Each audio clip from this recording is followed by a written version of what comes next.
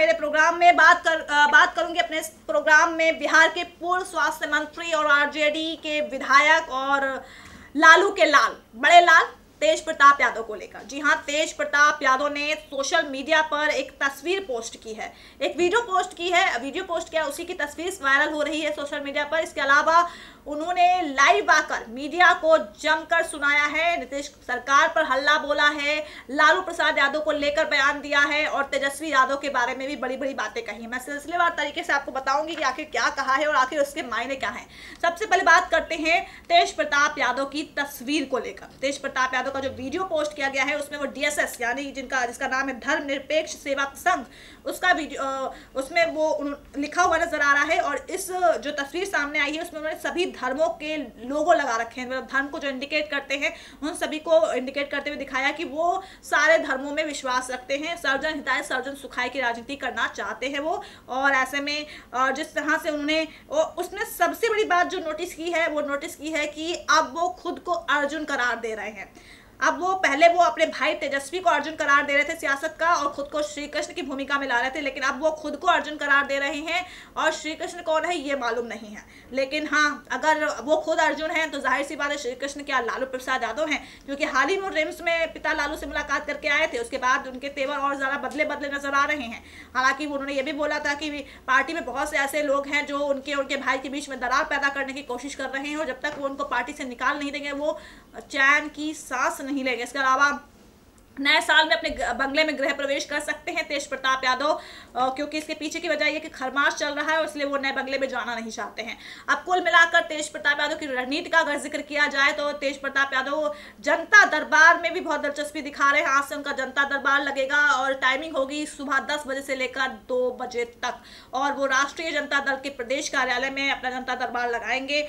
और ऐसे में कुल मिलाकर जनता के जरिए जो है वो संवाद स्थापित करेंगे। उन्होंने ये भी कहा है कि तुरंत एक्शन होगा, फिर जो कहेंगे जिसके खिलाफ कहेंगे उसके खिलाफ तुरंत एक्शन होगा।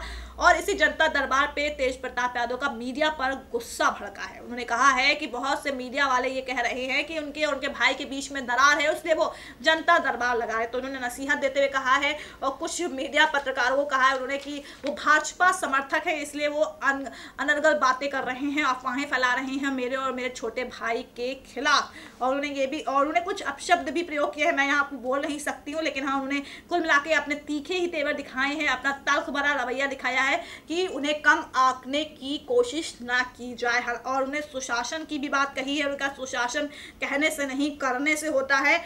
और बिहार में जो शराबबंदी लागू है उसको लेकर उन्होंने कहा है कि होम डिलीवरी होती है आजकल और नीतीश सरकार इसके लिए जिम्मेदार है। मैंने आपको बता दी क्या क्या कहा तेज प्रताप यादव ने सारी बातें, लेकिन अब बात करते हैं तेज प्रताप यादव के इन सभी बयानों के असल मायने को लेकर। तेज प्रताप यादव बीते 2 महीनों से अपनी व्यक्तिगत जिंदगी को लेकर सबसे ज्यादा चर्चाओं में हैं। वजह है उनकी पत्नी ऐश्वर्या, घर नहीं जा रहे हैं, वजह है उनकी पत्नी ऐश्वर्या। आगामी 8 जनवरी को पटना फैमिली कोर्ट में उनके तलाक की अर्जी पर सुनवाई होगी। तेज प्रताप ने कहा था कि भगवान भी आकर कहे तब भी वो अपना फैसला नहीं बदलेंगे। उनके साथ पिता लालू प्रसाद यादव हैं। पिता लालू से मिलने के बाद तेज प्रताप यादव बहुत बदले नजर आ रहे हैं। उनके सुर हैं और उनके जो बेबाक तेवर है वो और ज्यादा तल्ख हो गए हैं, क्योंकि उनको साथ मिल गया है पिता लालू का। और लालू ने कौन सा मंत्र दिया है रिम्स में बैठे बैठे वो नहीं पता, लेकिन हाँ इतनी जानकारी तेज प्रताप ने मीडिया को दी थी कि लालू ने उनसे ये कहा है कि जाकर पार्टी को आगे बढ़ाने का काम करो।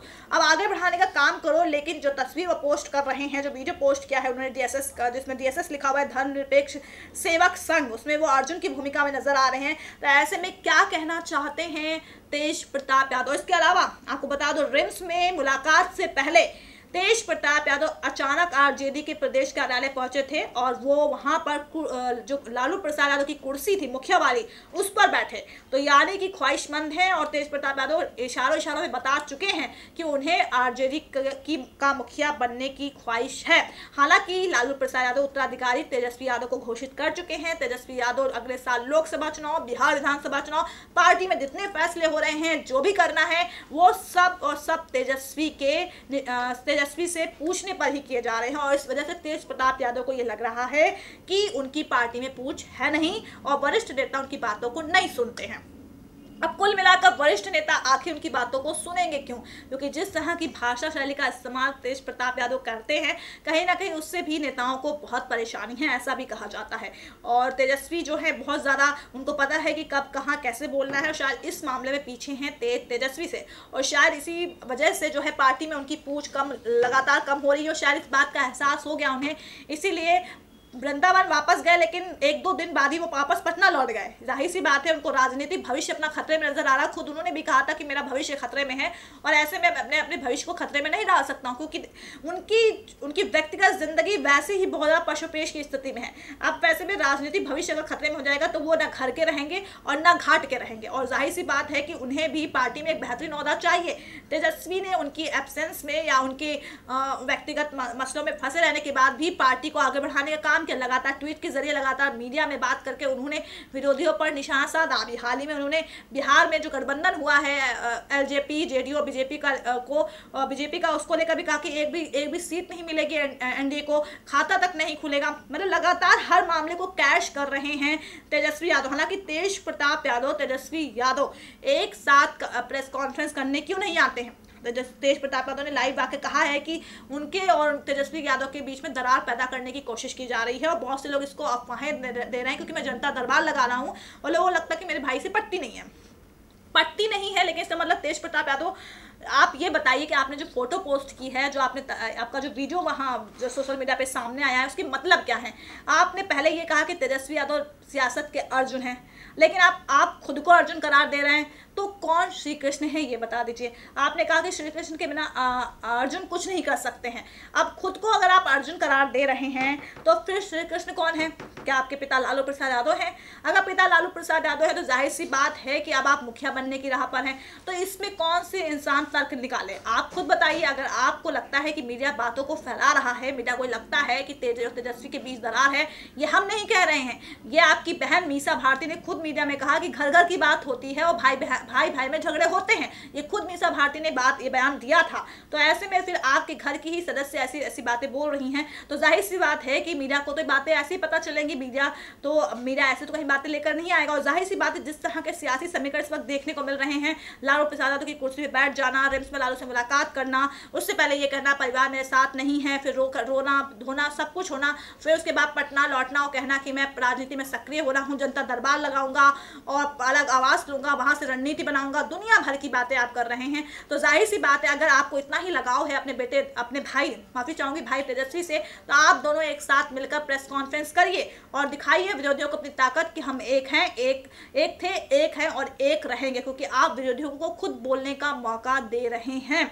लगातार तेजस्वी जो है प्रेस कॉन्फ्रेंस के जरिए या बाइट के जरिए जो है अपनी बातों को आगे सर्कुलेट कर रहे हैं, बता रहे हैं, हर मामले पर निशाने साध रहे हैं। लेकिन तेज प्रताप यादव भी मीडिया से बात कर रहे हैं, लेकिन वो ये दिखाने की कोशिश कर रहे हैं कि भाई में बहुत भाईचारा है।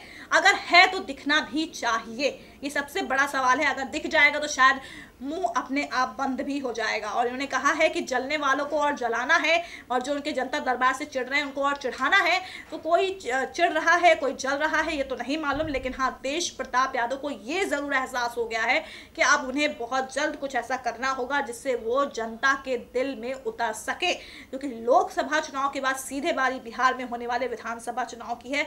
और जाहिर सी बात है कि आरजेडी को करना है कमाल। लालू प्रसाद यादव की छवि दांव पर है। हालांकि वो चारा घोटाले मामले में सजा याफ्ता है, हालांकि रिम्स में वो स्वास्थ्य का इलाज करा रहे हैं, लेकिन कुल मिलाकर अब उनके दोनों लाल पे ही जिम्मेदारी है। तेजस्वी को शत्रुघ्न सिन्हा ने भी कहा है कि बहुत अच्छा लड़का है और बिहार का भविष्य है। तो सिन्हा ने तेज प्रताप के बारे में क्यों नहीं बोला?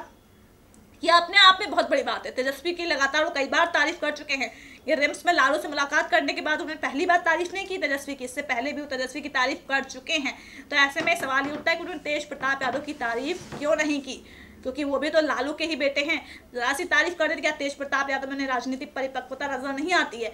नजर आती है, क्योंकि तेज प्रताप यादव ने एक बड़ी गलती की कि अपने हाथों अपने पैरों पे कुल्हाड़ी मारी। उन्होंने व्यक्तिगत मसलों को अपने ऊपर हावी होने दिया, जिसका खामियाजा ये हुआ कि शायद अब उनमें जनता जो है उतना विश्वास नहीं कर रही है।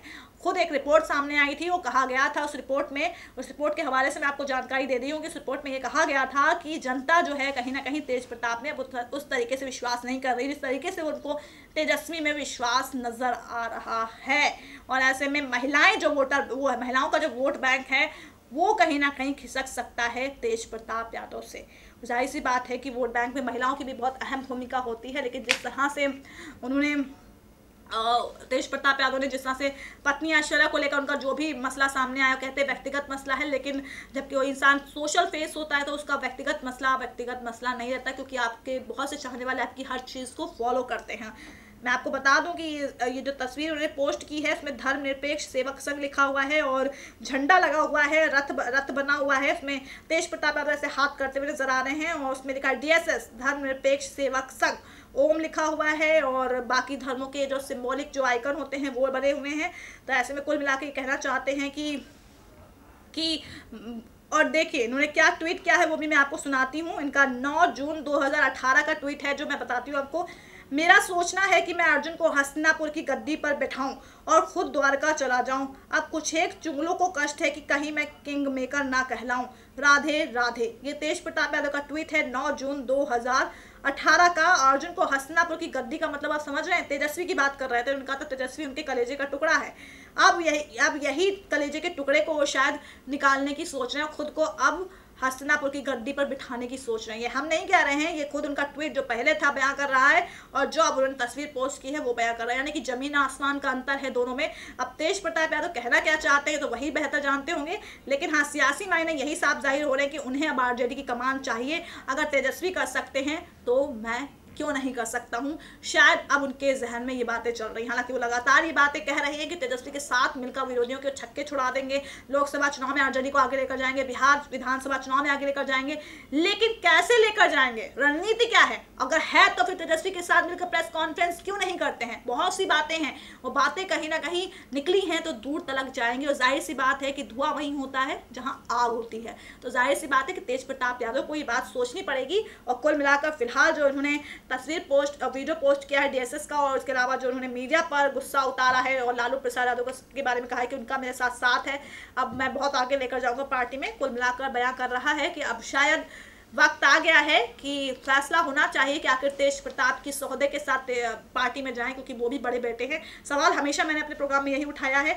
और कुल मिलाकर ऐसा ना हो कि फैसले में देरी हो जाए और शायद तेज का तेवर और भी ज़्यादा बदल जाए। मुश्किलात हैं आरजेडी के सामने, हालांकि अगर मुश्किल है तो हल भी ज़रूर है। देखते हैं आखिर लालू प्रसाद यादव कब तक इसका हल निकालते हैं। तो दर्शकों आज के खास प्रोग्राम में बस इतना ही। होगी आपसे फिर एक अहम मुद्दे के साथ मुलाकात, लेकिन तब तक के लिए नमस्कार।